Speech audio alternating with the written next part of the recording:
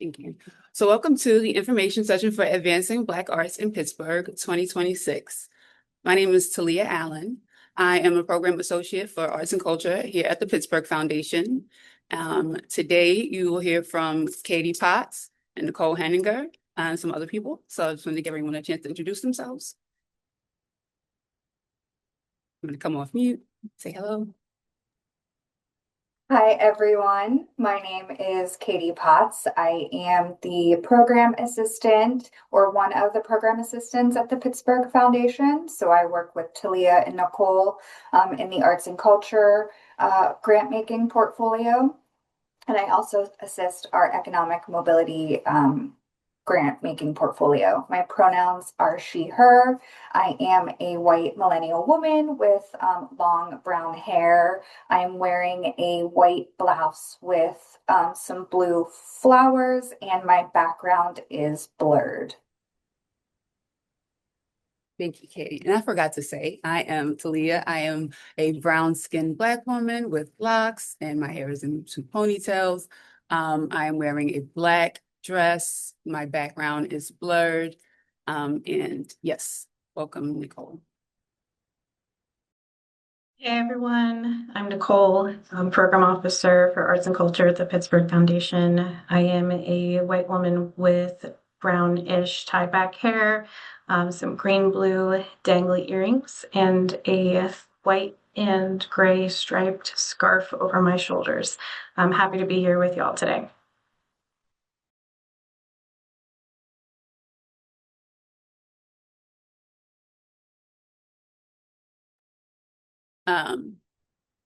Thank you all. Christiana, would you like to introduce yourself?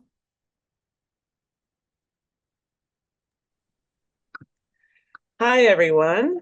My name is Christiana. I'm from No Box Engagements. I am a cookie dough looking woman with two little ponytails, blue glasses, a black shirt. My background, which has art on the walls, is blurred as well. Thank you. Thank you. Thank you. And I am so excited to welcome you here today, all of you, to learn more about Advancing Black Arts in Pittsburgh, our 2026 application cycle, as crazy as it sounds. We are so excited to talk to you more about this program. So today, our agenda is we'll do a brief overview of the Pittsburgh Foundation. We'll talk about the program, history, details. We'll also share with you about program eligibility, how to apply, important information about fiscal sponsorship, those kinds of things. We'll go through our review and notification process, and we'll also have a chance for you to hear from Christiana and ask questions from us or in general for the purposes of the application. And so welcome. Thank you. Katie, you can go to the next slide. Right. So a couple notes of process for this session. ASL interpretation is being provided for today's event. You can pin the interpreter by clicking on the three dots that appear in their window and selecting pin from the drop-down menu.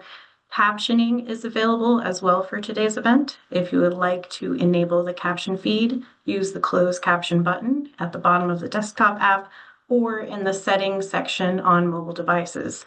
Today's presentation is being recorded and will be shared on the Foundation's YouTube channel, and a link will be in subsequent reminders. Questions will be accepted via the Q&A feature within this webinar. And if you encounter any technical issues or access needs, please put that in the chat at any time. Next slide.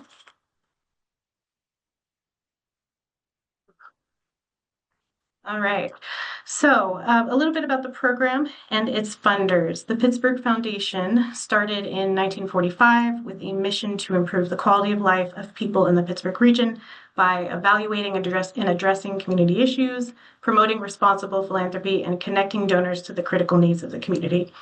There are 5 portfolio areas within Foundation-directed grant-making, one of which is arts and culture, which prioritizes small and mid-sized arts organizations and support for the careers and lives of individual artists. And this grant-making program provides support directly for individual artists, which honors our commitment to that focus area. This program is also maintained through an ongoing partnership with and support from the Heinz Endowments, whose substantial and long-standing contributions have supported the program's growth and stability for 15 years. So we're grateful for this continued support again in 2026. Next slide.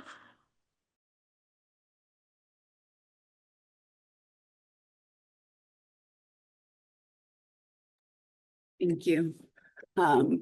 So we here at the Advancing Black Arts Program, this program honors the acknowledgement, the celebration, the preservation, and perpetuation of Black arts and culture. So some of the program goals are to help build and support the lives of individual artists and to increase the sustainability of cultural organizations that focus on the art of the African diaspora. Since 2010, the Advancing Black Arts Program has awarded more than $13 million in an effort to support, to make resources available to individual artists, programs, and organizations advancing art of the diaspora. Notably, the ABAP program supports equity and access to the arts ecosystem by supporting projects that emphasize collaboration and community awareness in the arts sector. So promoting collaboration between organizations and organizations that are discussing community awareness and sharing about community awareness in the arts sector.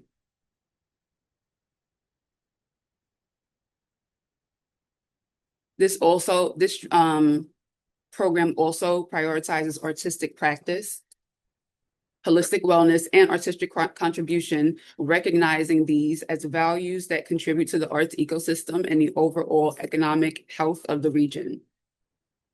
It also supports proposals that directly address and call for the eradication of structures of racism and oppression. That call for the eradication of structures of racism and oppression.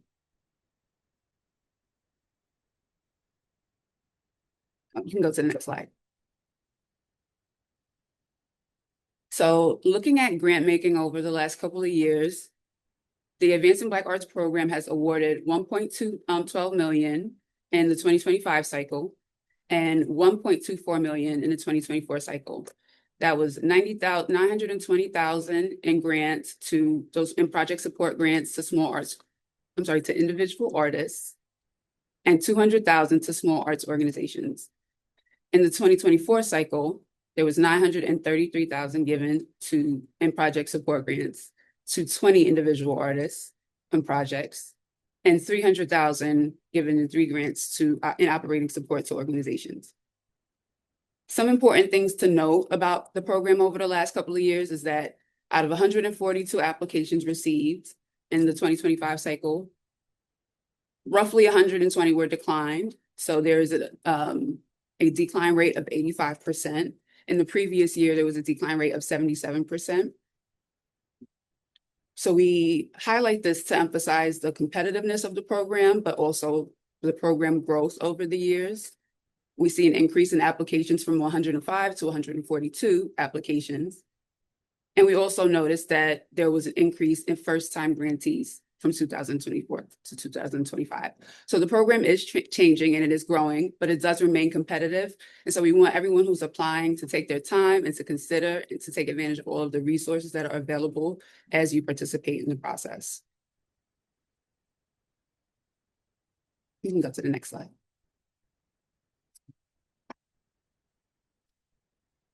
So in this section, we'll talk a little bit about the funding streams. We'll discuss eligibility criteria. We'll consider things that we do not fund, as well as important considerations and resources for success. When you consider funding streams throughout the application and process, some of the important things to consider are eligibility and competitiveness of applications. So these are things that we'll cover a bit more in detail in this section. Next slide. Thank you. So first we'll talk about project support grants. Project support grants are for 2 years, up to $50,000 over 2 years. So $25,000 a year. This stream supports individual artists, nonprofit organizations, and fiscally sponsored collectives and groups that have a documented history of regularly or consistently producing or presenting Black art and/or cultural events of the African diaspora. Project support grants are available to all disciplines and practicing artists, as well as artists at all stages. So whether in a planning stage, whether exhibiting a work, whether applying for a residency, these are all acceptable project support grants.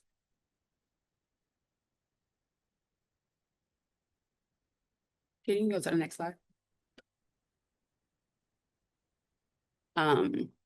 Continuing though on project support, that is where the majority of ABAP dollars go. So although there's no preference in this funding stream, historically, support prioritizes individual artists and then small arts organizations and then collectives and fiscally sponsored projects. It is intended to support the lives and careers of artists and their practices. So while the proposed work does not have to be something fully realized or even something that extends beyond a studio practice, it does need to be explanatory of the artist's work, explanatory of their practice. It needs to be clear how it will support that practice and how it aligns or will impact their work. We do not want people to feel compelled to create details for project support. Just emphasizing that these are project and practice grants. So eligibility for that, for individual artists, you must be at least 18 years of age by the time of the application. You must have a documented history, at least 2 years of regularly consistently producing and presenting Black art cultural events. You must have your primary residence be in Allegheny, Beaver, or Westmoreland County at least 18 months prior to the application deadline.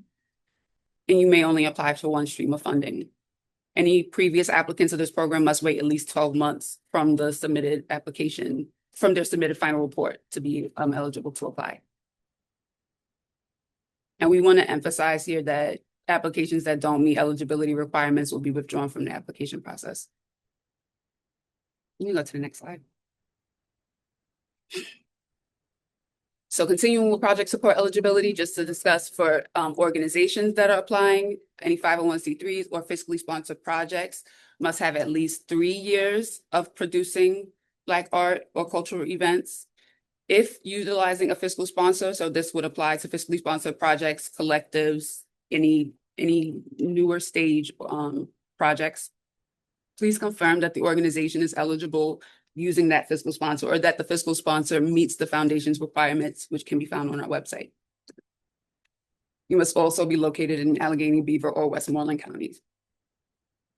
And as with individual artists, you may only apply to one funding stream, and previous grantees of this program must wait 12 months from the application deadline.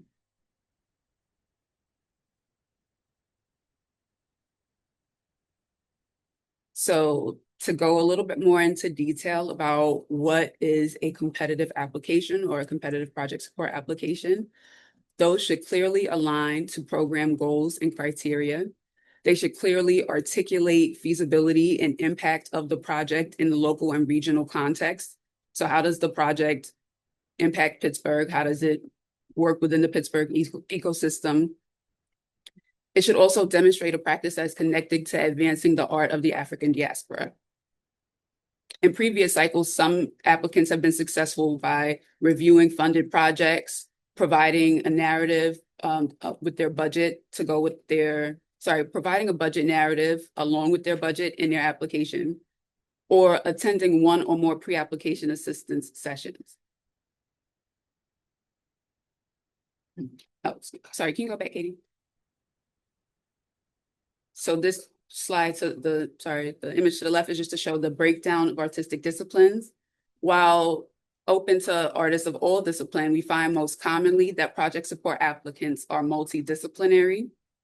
And there's also a large representation of visual arts, music, dance, theater, and film. And literary arts and film.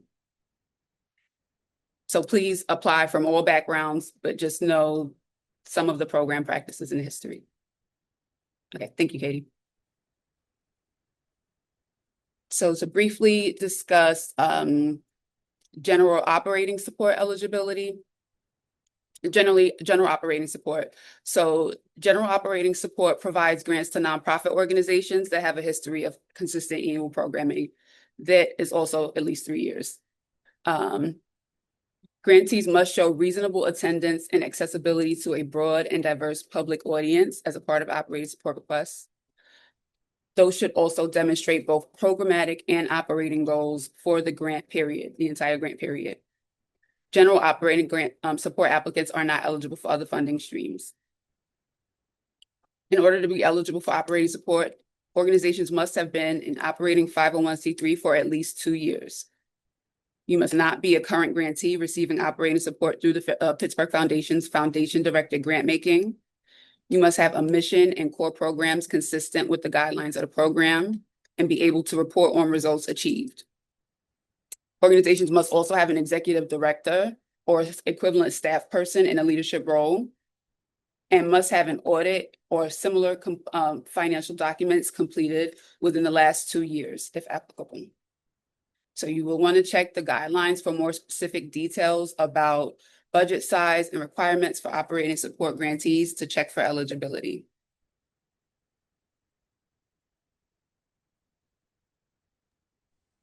Sorry, Okay. one more, Nicole, I wanted to add generally that proposals should last for the entire grant period, and proposals that are not necessarily less competitive because they don't include the full amount of grant funding. So we'll repeat that throughout just to emphasize, but I wanted to say that in the project support and general operating success section. All right, thank you, Nicole. Thank you, Talia, super helpful. Here on this next slide, I'm going to talk a little bit about what we do not fund. And while project support and operating support are intended to be fairly broad in their application, there are some elements that we're not able to fund foundationally. So review the full list on this slide, but what I'd like to highlight for the purposes of today are a few that we see come up sometimes in this program or in these application processes. Notably, we do not fund event sponsorships, scholarships, or organizational startup costs. So that's, for example, the legal costs associated with starting a 501c3. We also do not fund episodic or one-time programs and events, as you'll see on this list. And I want to clarify what that means. I want to clarify that most of what you will apply for through this program is not considered a one-time event or program. An artist's creation of their work over the course of a grant that involves years of development and leading to a culminating event is eligible for this program. It is exactly what you should be applying for. This list corresponds directly with the list that we utilize for our foundation-directed grant-making programs. And as such, what we mean by one-time events are things like 5K runs and fundraisers. But if you have any specific questions about whether or not your project is episodic or one-time, you can email arts@pghfdn.org, which is also in the guidelines. And then I want to talk a little bit about capital expenses. We do not fund capital costs. However, specific equipment that's related directly to your project and artistic goals is an applicable cost. So for example, you can purchase soundproofing equipment if it's directly related to the project goals, but you can't renovate an entire studio, for example. Again, any questions on capital, please do email arts@pghfdn.org. Next slide. All right, now application assistance. Pre-application assistance provides direct individualized support to anyone who wishes to sign up for it, those who wish to strengthen their proposals. This is an optional offering, but if you're interested, you can book an appointment starting tomorrow with Christiana. So in brief, if you are an individual artist, or if you are a fiscally sponsored project applying for project support, please reach out to Christiana through the description here, and she will talk in just a moment about the pre-application assistance and its components. If you are a 501c3 organization in either funding stream, you can come to the arts team and email arts@pghfdn.org for any further assistance or individualized pre-application assistance. And at this time, I want to pass it off to Christiana to share more about this offering. Thank you, Christiana. Thank you, guys. Firstly, I want to thank the Pittsburgh Foundation for engaging me again to provide support for your grant writing journey. I also want to really express gratitude with the fact that every year they update the application. So, thank you for everyone who's provided feedback that goes directly to them. And assist them in clarifying the grant so you can better understand what to apply for. How the sessions will be, and I'm going to keep it short just so we can get to the Q&A part. My role is to assist you in unlocking what your project is.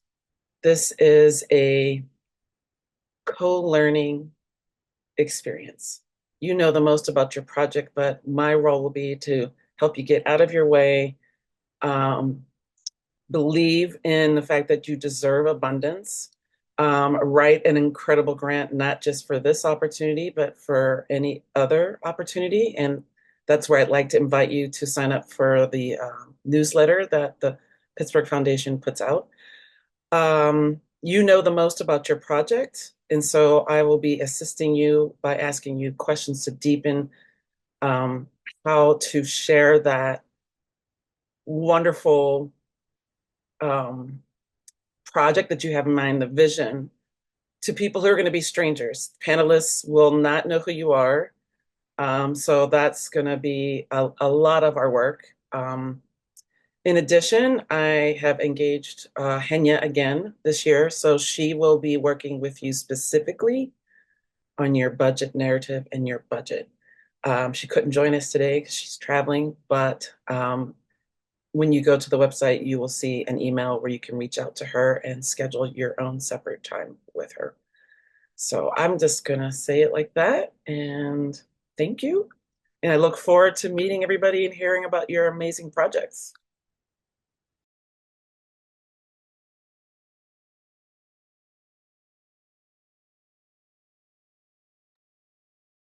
Thanks, Christiana.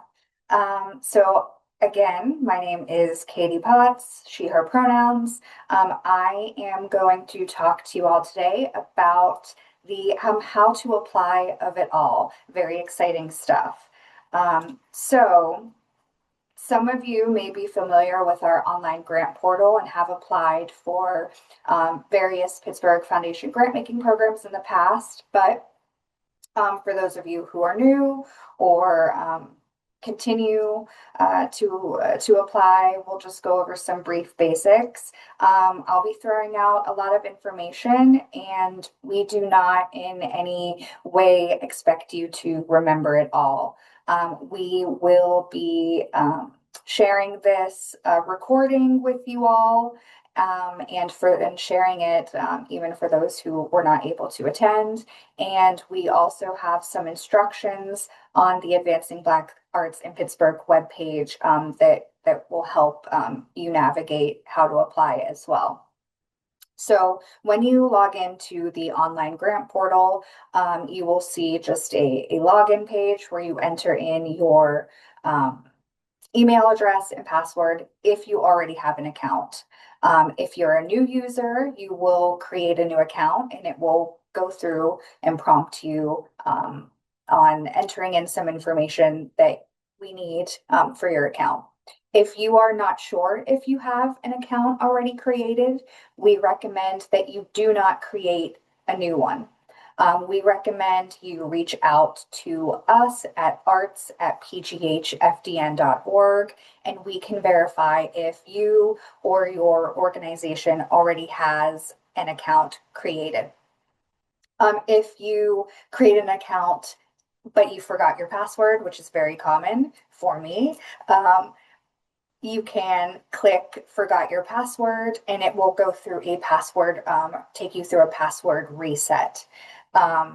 If you are an existing user, as I mentioned, you'll just enter your email address and password and it will take you to the opportunities section. One thing that I want to note for individual artists and fiscally sponsored projects that already do not have an account created, so that will be creating an account, there are a few different things you have to do differently for processing purposes.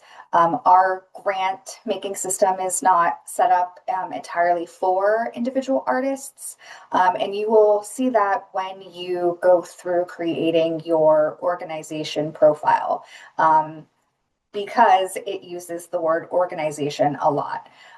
So it's very important that when you where you see organization name, that you insert your full legal name instead of an organization name. Now, that's only if you're applying as an individual artist. When you reach the tax ID section, you will type in all nines. So it will be 9 nines. Again, we will have instructions on this on our webpage, so that you do not have to remember all of this right now. But do not enter your social security number in this field. We do not need that information. That is sensitive information that we do not capture. If you are a fiscally sponsored project, the only thing you'll do differently is that you will enter all nines as well as the tax ID. Do not insert any fiscal sponsor information in the profile creation section. As we go through the application, we'll explain that part of the application includes capturing your fiscal sponsor's information. So we'll do that later at the start of your profile creation. We do not capture fiscal sponsor information. So new this year to our process is an eligibility quiz. If you are familiar and have applied to our foundation directed grant making in the past, they also have an eligibility quiz before you reach the application. So after you log in, if you're new, after you've created your profile and logged in, you will first complete a brief eligibility quiz that has the following criteria listed. So you'll acknowledge the history of presenting and or producing Black art and or art of the African diaspora. You'll confirm your geographic location and your age. Once you submit and pass the eligibility quiz, you will then be able to access the 2026 project and operating support application. There's only one application that includes both project and operating support. Depending on what you select, whether you're an individual, you're a 501c3, you're a fiscally sponsored project, you'll receive different funding stream options within the application. So again, you must complete this eligibility quiz first. If you have any technical issues with the eligibility quiz, you can contact us at arts@pghfdn.org. If you receive a let's say for any reason you fail the eligibility quiz, you will see in your portal, it will say ineligible, and the 2026 grant application will not appear. You'll receive a message to contact us if you have any questions concerning why you are being told you're ineligible. Again, that's arts@pghfdn.org to reach out to. You can save your application as a draft and log back in later to review and make revisions at any point during the application process prior to the submission. So real quick, before we get a little bit deeper into the grant application, we have a checklist. Now, this is also included in the guidelines as well, which is really helpful to kind of follow along as you complete the application. Depending on the applicant type you select, you have a little bit, the subject of the application can vary. So every applicant type, whether you're an individual artist, a fiscally sponsored project, or a 501c3 organization, have to answer questions about eligibility, artistic discipline, background information, some publicity information, a proposal narrative, financial information that varies, and sample work. Fiscally sponsored projects, as I mentioned earlier, They have a designated fiscal sponsor section that they have to complete. We'll get into that in a few slides. Talia will go over fiscal sponsorship. And 501c3 organizations just have to submit some additional financial information that individual artists don't, such as an operating budget, a 990 profit and loss statement, and or an audited financial statement. So when you get into the application, there are several sections, but the main sections of the application will include publicity information. That's where we capture your socials, your what we call promotional image and headshot that's we use if awarded in our announcement and promotional materials that we put out. An organizational background section, which is just to learn more about you and or your organization. The proposal narrative section, financial information and budgets, sample work, some optional information that you can include, and then some optional demographic information. I also want to mention that you are able to preview and or print a list of the application questions in the application. You can click on the question list button in the application, which will open a PDF that includes all of the application questions. So the proposal narrative includes 3 main questions, which is details on the proposal, why, what project you're seeking support for. We ask that you include a summary of the project objectives, the project activities, project staffing, project location, and project timeline. We also ask that that includes strengths or assets that you and or your organization have that will help you be successful. And if you are collaborating with other organizations or individuals on a specific process or project, we ask that you please list those partners, those collaborators, and describe how you'll work together. We also ask for a self-assessment. This is where we ask you to briefly describe your vision of a thriving arts and culture ecosystem and how you would rate you and or your organization's artistic progress towards that vision and where you see yourself now. And we also ask for a brief statement on impact. So how will the grant impact you and or your organization's work? And then also about project success. So how will you know your project is successful? I want to briefly talk about financial information that you're required to upload with your application. So for those seeking project support, a project budget for the total project cost is required. So for example, your total project cost could be $100,000, but project support funding stream is for a maximum of $50,000. So you would include a project budget that includes a breakdown of the total $100,000 project cost. Then in our use of funds breakdown, you would detail how the grant amount you are requesting will be spent over the 2-year grant period.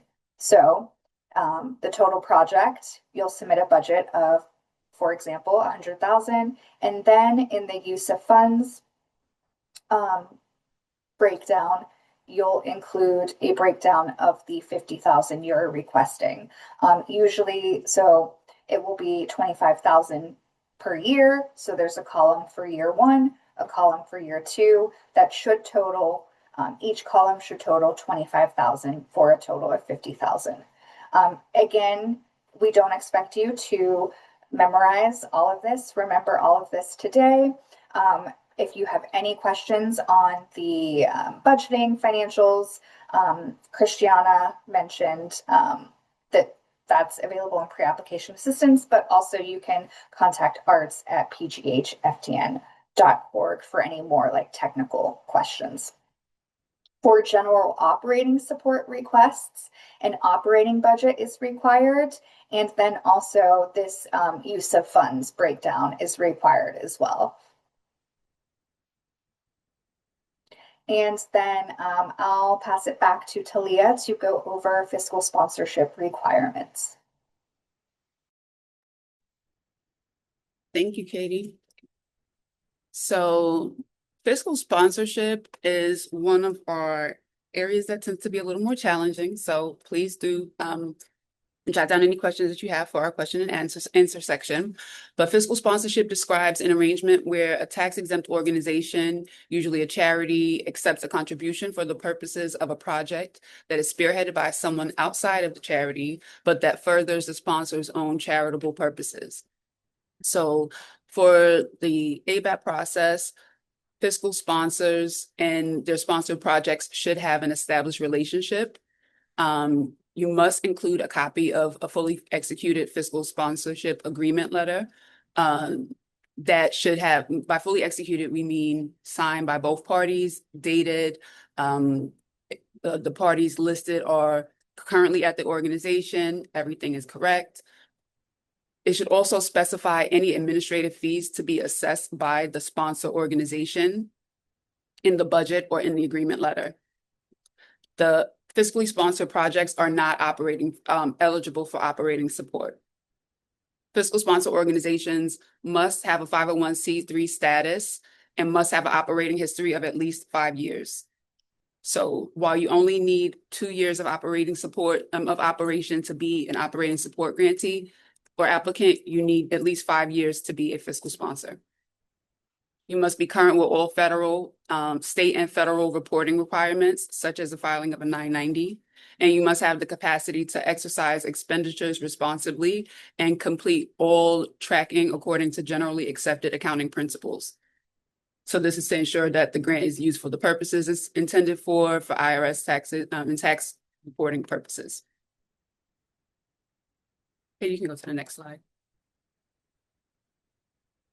So fiscal sponsor, if using a fiscal sponsor, you'll need to be able to provide the following information in your application, and that's the organization's name, federal ID number or EIN, a contact name, contact email, an audited financial statement, an operating budget, and the fiscal sponsor agreement letter signed and dated. It must not be more than 2 years old. And we just want to note that the application will not be considered without that signed and authorized document. General best practices for fiscal sponsorship are to first check the requirements and guidelines on the website, and then note that you meet all of those. Generally, having that agreement letter, having those people named are all those requirements. For a fiscal sponsor fee, it should not exceed 10%. And the agreement should also articulate all of the processes, roles, and responsibilities of all of the parties involved. Applicants should make sure that the fiscal agreement letter does not use fiscal agent language. So this is any language that just the word fiscal agency is enough, but any language that implies a pass-through relationship or a relationship in which funds are immediately granted back out to the grantee without a process, without tracking or invoicing or any kind of record keeping, that would not be consistent with the general accounting principles, and we would not be able to support those proposals. Some of the common challenges are those missing pieces, those missing documents or expired agreements. One or both parties is not aware of roles or responsibilities or has not signed. Pass-through language is used, or a document is provided but doesn't have sufficient context and language to explain how the fiscal sponsorship would work and work for the duration of the grant period. So best practices are just to make sure you're in alignment. There's a shared mission, value, practices, ideas. There's also early notice of the application given to the fiscal sponsor, so they have time to gather all of the documents that'll be required, especially those financial documents, which can take some time. You should also clearly establish roles and responsibilities and to the best of your ability, articulate that in a document. MOUs or memorandums of understanding are helpful. And you should also be able to understand and articulate the processes that will govern the relationship. It's also helpful to make sure that the agreement has all of the correct information, like we said, just another once over. You can go to the next slide. Thank you. So I'll round out the application overview by talking about sample work.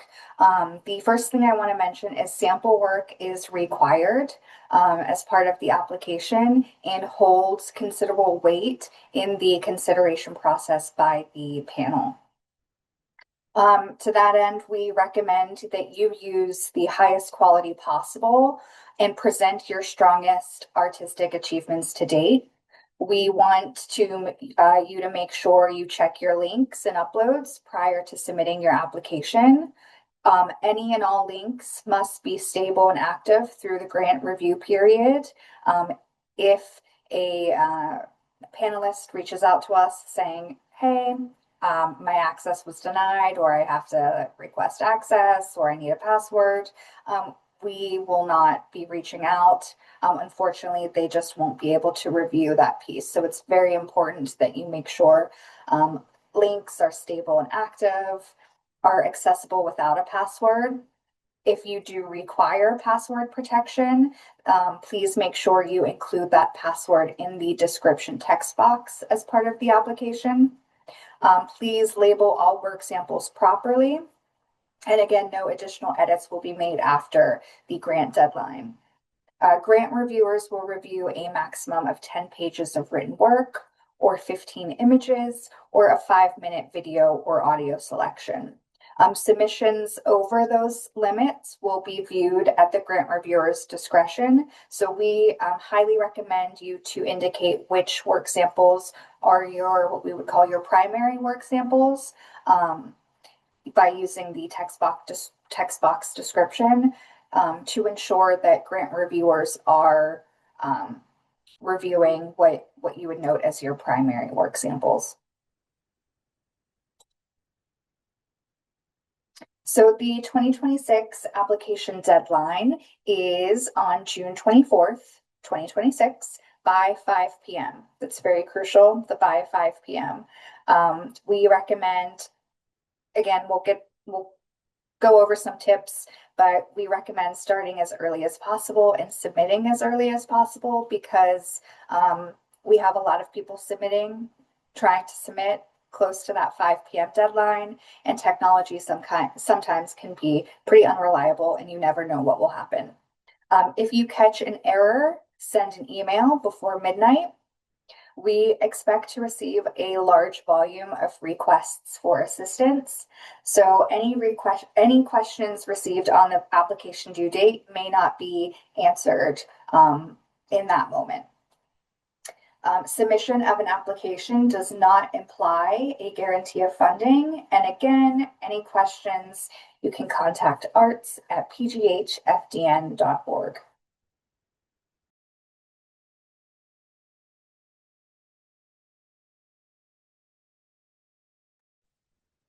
Okay, thank you, Katie. All right, so if you could just share all of the pieces on this slide. Yeah, thank you. So this is the application review process, which is outlined here. When applications come in the door, they are first checked for eligibility. And once they are then run through eligibility, project support applications are then reviewed and recommended by an external grant review panel of national and/or Pittsburgh-based artists in various disciplines. This process is consistent with our effort to incorporate participatory grant-making practices and has been the way that project support programs or project support funding streams have been reviewed since their inception. Applications will be evaluated on the proposal narrative, sample work, and feasibility of the plans for the grant period. So competitive applications will be strongly aligned with program criteria, have a clear and feasible project, and describe how this project will then impact the artist's career and artistic practice. Grant reviewers will use the application materials that are submitted, the sample work to assess an application, and they will also have available to them to be viewed at their discretion of the social media information that's provided. So that's the project support funding stream. And for operating requests, foundation staff will review these applications and then make funding recommendations. Next slide.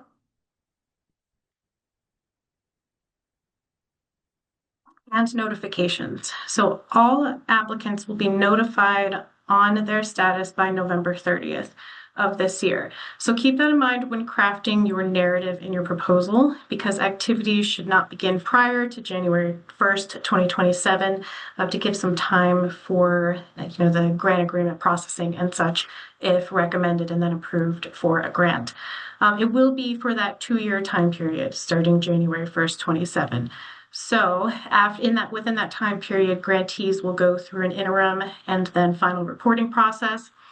And that will end at the end of 2028. Additionally, due to the volume of applications received through this process, specific application feedback on a decision is not available at this time. Next slide.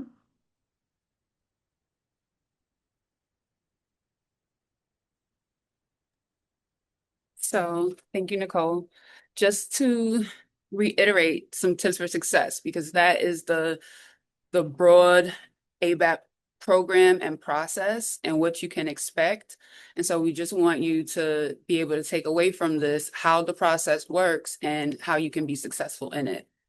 So remember to read the program guidelines and make sure that your work aligns to the application goals and criteria. Review, if this applies to you, the fiscal sponsor guidelines and ensure you meet the criteria.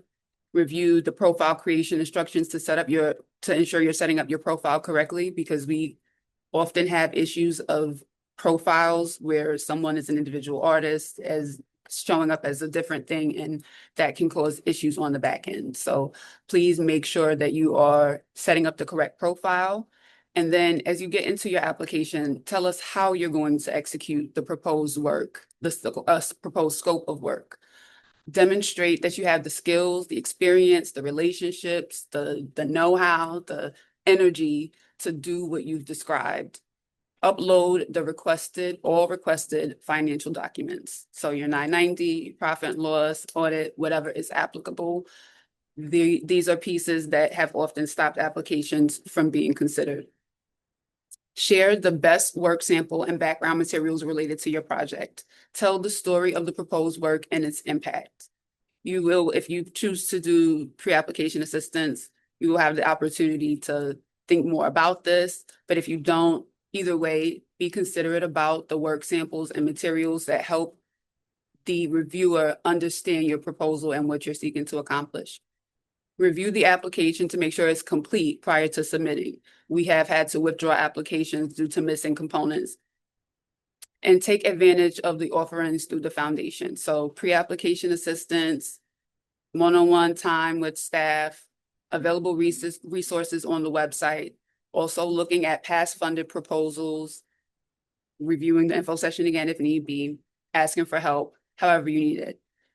This is a program stream that is intended to be accessible and something that we are continually learning from. So we welcome any feedback and questions if you have them.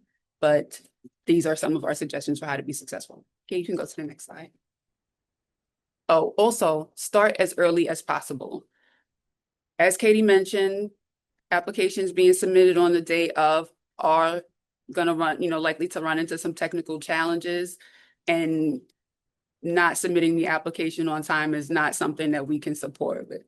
So we are able to work with some amount of challenges and flexibility on the back end, but that's why we have asked that if you have any errors in your application, you let us know by midnight of the day of the application so we can address any challenges or concerns.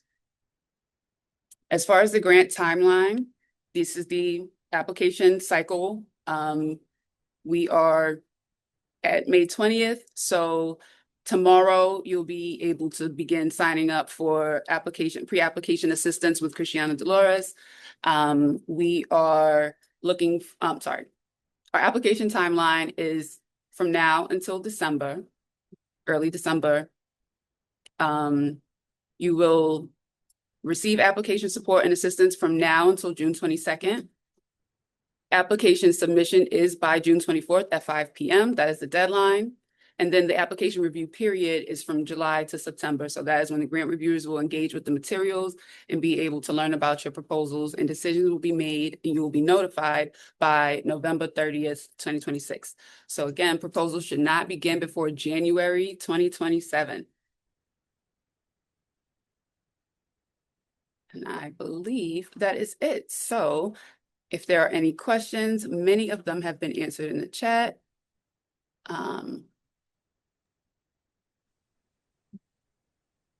Do we have a hand raise feature? Talia, can I pose some questions that I've received from past grantees? Absolutely. Okay, when it comes to the impact question, what is the difference between reach and visibility?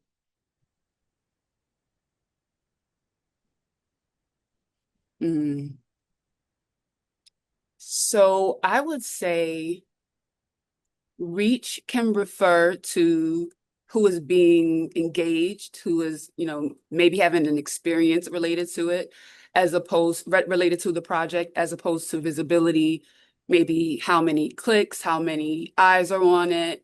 I think those are very similar, but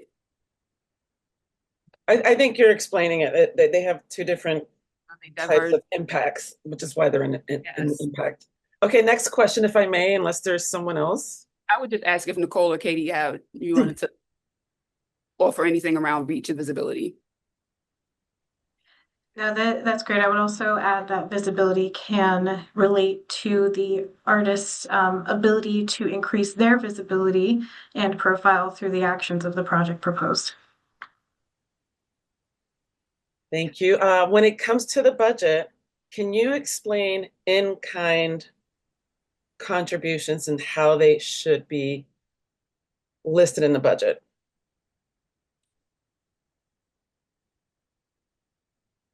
I'm going to ask Nicole to take that one.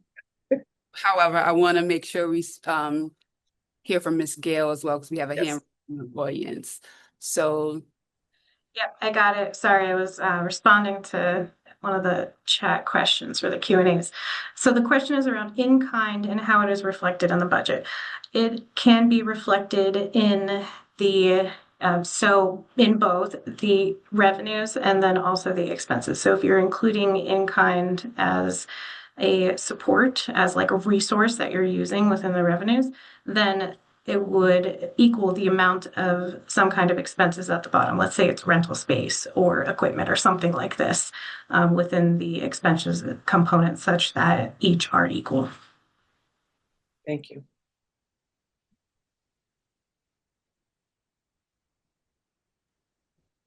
thank you. And so I'm going to first address the questions in the chat. Thank you, Nicole. And then I'll see what we do with the raised hand. We have a question: how does the organization feel about serialized stories? I don't think there's a preference around that. I would also ask if you could clarify what you mean by serialized stories. Yes. So I'll move on to, with respect to sample work. This should be both. You can have samples of the proposed project that will help make your project clear what you intend to do, as well as examples of past work that demonstrate your craft, that demonstrate your experience and the level of work. Anything that will help reviewers understand better your work, your effort, and the impact around it. And then, Katie, do you want to go to the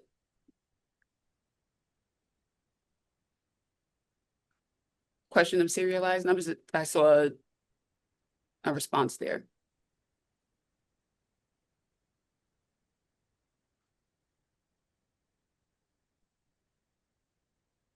Okay.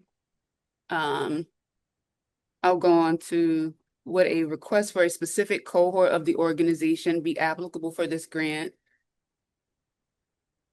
So in regards to a larger organization requesting a grant for a smaller collective or individual work, yes, that is something that's eligible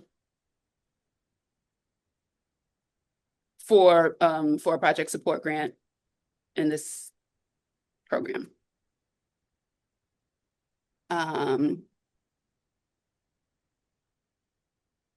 For application support, how many sessions are allowed?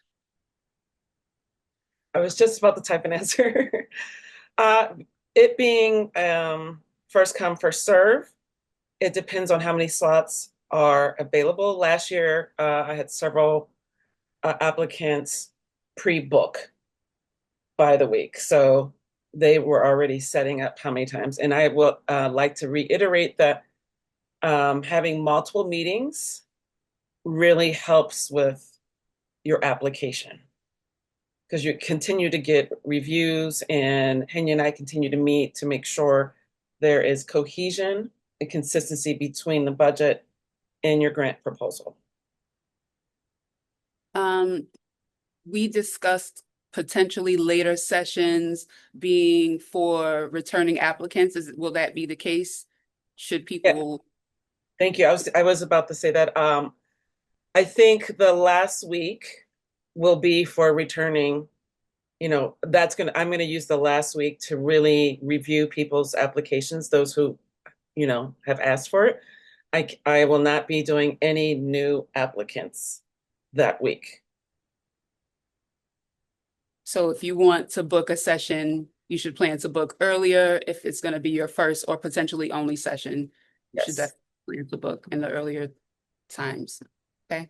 And I realize that due to people's work schedules and everything, that if people are not able to do the time frame, which is 10 to 7, they can shoot me an email and I can work with them to figure out the best time to have a session with them. Yeah. I want to ask or maybe speak on work samples. And the question was, can I put all of my work samples into one PDF? And that is something I want to ensure that applicants can do. And if they do that, then how do they, you have like so many slots to put your work samples in. Do you put the same PDF in all the slots? That kind of question. Yeah, so we have the option for you to either link or upload your work samples. If you are including multiple photos or images, we prefer, but you don't have to do it this way, for you to either have them all combined into one PDF that you would either link or upload, or have them all in, if you use like Google Drive, like a Google Drive folder, again, that is accessible and not password protected. So that does make it easier for reviewers. Again, you do not have to do it that way, but it is, we find, easier and what we prefer.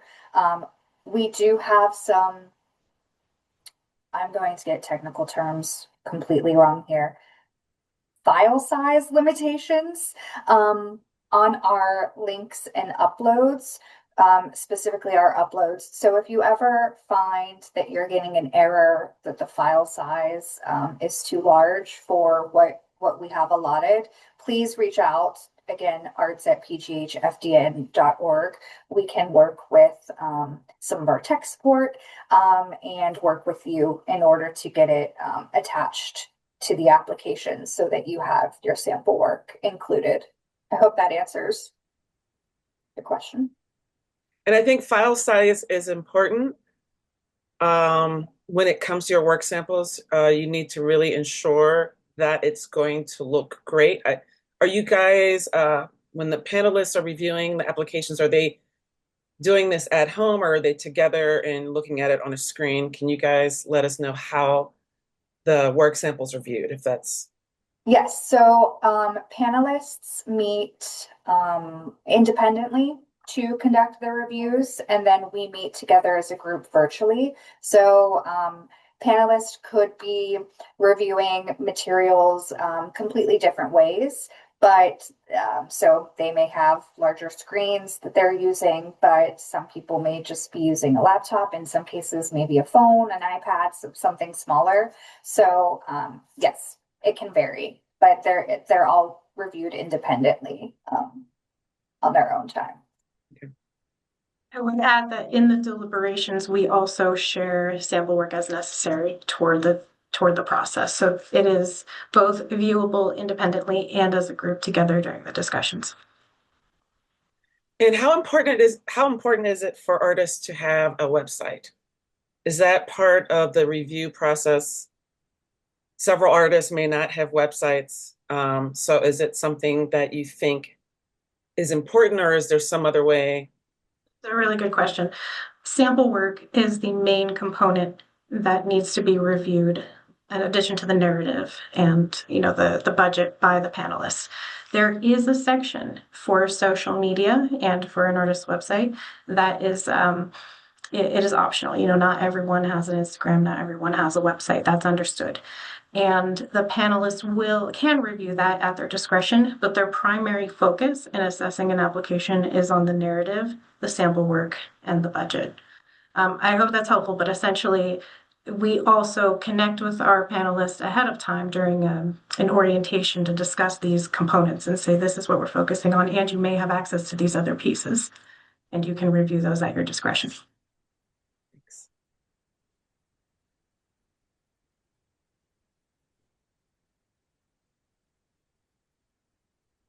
If I may ask one more question that folks have asked, can I pay myself as an individual artist? Yes. Absolutely. We encourage it. Yes, I would also like to highlight one of the questions in the Q&A that I hope you all have seen, but essentially the question was, can I include living expenses and items that would address the ability to sustain myself while doing the work? And the answer is yes, please do. The point of these grants is to both support the artistic practice of an artist, but also the careers and lives of an artist. And with the understanding is that you would need multiple resources and ways in which to support your life during the course of a project. We would expect to see some relevant expenses in many cases within the budget. Yes. So this was mentioned earlier in the slides and is something that we often receive questions about. And so this may have been unclear, but in your project support request, please don't feel like you need to create new things or details unrelated to your actual project to justify expenses or budgets. Like, this is to support the lives and careers of artists. And that means the work that means what is required to sustain that life, like Nicole said. So we would expect to see relevant expenses. We do see information about childcare that might be required if someone were to pursue a residency. This is what we mean by feasibility, and just making sure that there's a connection between what is being proposed or asked for and how it will align with the work and what's taking place.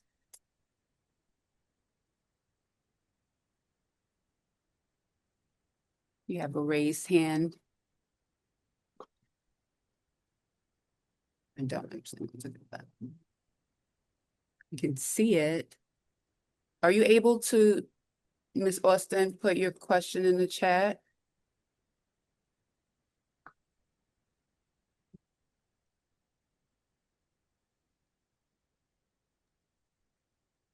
Let's see, we have another question in the chat. Should those necessities be individualized line items or grouped? I can take that one. There is no specific requirement about how to do that. Typically what I often see is that someone will put, a portion of rent in there or a portion of some other living expense like childcare, and those will be separate. I would say that, living expenses as its own is probably a bit too broad, but I wouldn't go into too much more detail than those broad categories.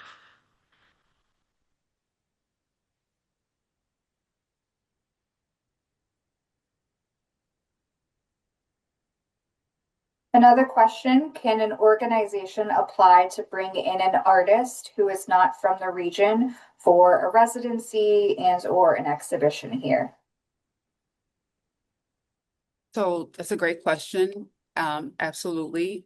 I think the question would be in the application, how you demonstrate the impact to the arts ecosystem in Pittsburgh and the advancement of Black arts in Pittsburgh and art of the diaspora. So yes, the requirements do not preclude a resident artist if there are multiple applicants from being from a different region. Does that answer the question? Because the question disappeared, so I actually want to make sure I answered the question. If there are follow-up questions from any of these, we welcome you to email us, give us a call. We can follow up afterward. Yes, for sure. One of the next questions is around budget. Is it important to keep receipts of all equipment and services bought? I think this is around you and how this is not a question. Let me just say plainly, we are not going to need those. You might need those for other situations, and particularly you might need those in preparation for taxes or other situations. So you may want to keep those for a number of reasons. Our final and interim reporting processes do not require receipts. They will, however, require an actual expense of, so an actual record of what was expensed. That doesn't have to be receipts and super nitty gritty. We're not looking for that. And I want to emphasize, because we didn't say this earlier, a lot of our structure is designed or with the intention to relieve some of the burden to you all as artists, as practicing artists in the grant making and application process. So this is not intended to be cumbersome or unnecessarily, creating unnecessary labor in either the application or the reporting process. So we will just be asking for the actual expenses as compared to what you proposed in your budget. And we just call that the interim or final budget to actual. And I want to follow up with taxes. I like to suggest to people that they consider either setting that aside initially or do the project and pay for it, as you file your taxes. But it is something to consider. I think you mentioned it in the guidelines that it is considered income. So that's another reason why you want to keep your receipts so you can write it off. Thank you. And then we have two more questions. One, can an organization have too large of an annual operating budget to receive funding? Cole, you want to take this one? There is not currently a budget threshold or eligibility. So all applicants of all budget sizes can apply. We do, however, have a history of smaller organizations being the recipients in this. So just for transparency on that. Yeah, And thank you, Talia. The next question is around the literary projects, and can the sample work be from past literary projects, or is it best to submit a sample from the project you want funded? And we have seen this happen in different ways. We've received applications with sample work from past projects and those that are related directly to the project for which they're interested in support. Both are fine. It is up to you which you choose to represent as your strongest sample work for the project proposed.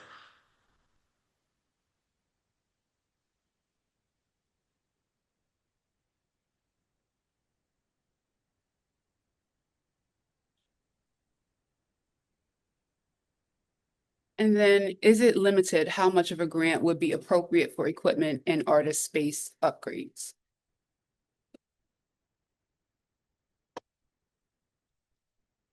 So I think this kind of gets a little bit at the question of capital and capital expenses. And while there's no, again, hard number or fixed amount, we would just say, you know, it needs to be relevant for the project, and how is it going to, how does it relate to the project that's being proposed?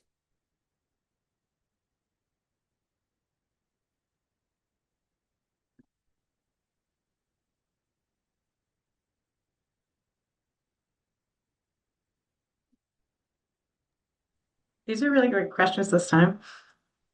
Thank you. Thank you to Christiana for bringing additional questions. That was helpful. Absolutely. I'm sure there are more, so please know that we are available if there are any other questions. You can shoot us an email at arts@pghfdn.org. And if there are no other questions, then we will go ahead and wrap up.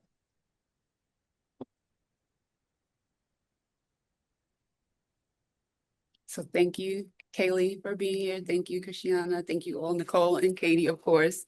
And yes, Thanks please to all reach our attendees. out with questions. Yes, all attendees. Thank you.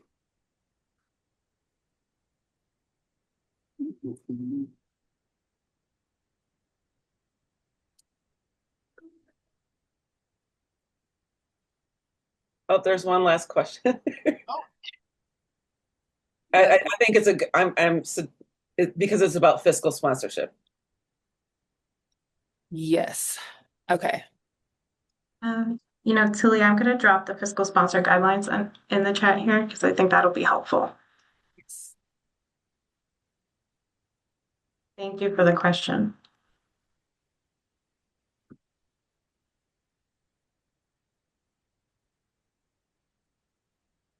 Thank you. Very helpful.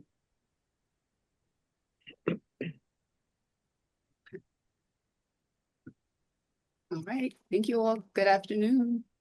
Good afternoon. Bye. Bye. Thank you. Thank you. Thanks.